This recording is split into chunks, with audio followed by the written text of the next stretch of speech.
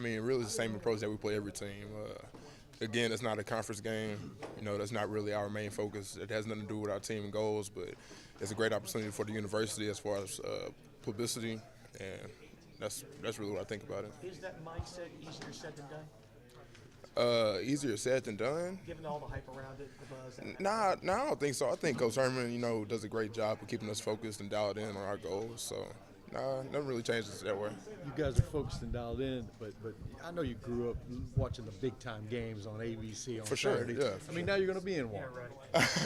Yeah, it's always been a dream of mine, and I'm sure a lot of my teammates. But ultimately, we work so hard throughout the year, and that's to win conference. So that's all we're worried about. You guys have been in big games. You're in the Peach Bowl. This one, the stakes, even though it's not a conference game, stakes are higher because it is one of the first games of the day. You guys feel the buzz in this city? Oh yeah, man. It's kind of good. Houston has a lot of teams: Dynamo, Texans, Rockets. So the buzz always keeps going around, and now it's on us. So we got a great season ahead of us, and it's really exciting time of the year. Some of the guys have talked about from when Tom got here to now, just the complete buy-in process. And Oh yeah. how challenging it was early, but how quickly you guys said, okay. Yeah.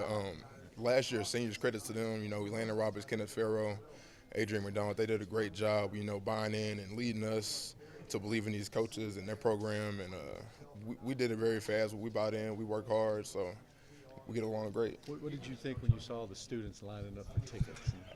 That was exciting. We were actually just coming back from practice, and we were on the bus and we saw the lines. We were like, man, this is the real deal, So it felt good to know that we're going to have some real support. What's it like when you watch Oklahoma on tape? Just like any other team, we watch their footwork and like what they do and how they block and just taking it all in. I don't really know about that.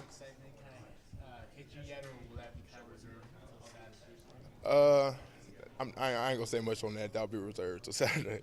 You mentioned the teams in Houston, Texans, Astros, Rockets. You have huge stars in this city. Last year, you guys put UH back on the map. Do you feel that buzz and that, hey, we're part of this whole thing that's going on here, and you can hold your own against the pro sports teams? Yeah. I didn't really put that much thought into it. It was just kind of like a thing, University of Houston really never had as much publicity as those other teams. So it's just knowing that we get a little chip in that Coach Herman talking about the H-Town takeover. So it feels good to just know that buzz. Is this defense playing with a chip on the shoulder still? Oh, yeah, man. We always do that. That's something that we take pride in. We play very hard. We always run to the football. That's something we're going to always do. Cam, in your own words, how has UH football changed since you got here? Really just from a culture standpoint, a lot of culture was applied last year and carrying into this season, and that's really the main thing, just culture changes. We always had pretty good athletes, so. Cam, last year in the Peach Bowl, you guys went up against Dalvin Cook. Now you get Samaje, P. Ryan, and Joe Mixon. Is there anything you take from the Peach Bowl, which you guys did, the success you had against Florida State? Obviously now there's two of them. So. Yeah, I'm really nothing we can really take from that game besides maybe momentum going into this season as far as ending last season with a win. That's always good for a program to have, but that's really the only thing that we could take from that game. Everything that we have going into this game comes from our off-season workouts in summer and in 2 days. How do you slow those guys down? How do we slow them down?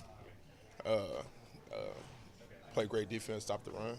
Kevin, with the amount of depth that y'all have on the D-line, is this one of the better, suited D-lines since you've been here in terms of being able to rotate guys out? We had great D-line players as far as Eric Braswell, Joey Mbu, Farley. So, that was great. That was a great D-line that I played on, but it really seems like the same. We have good depth. We have Ed Oliver coming in, probably going to be playing a lot, so.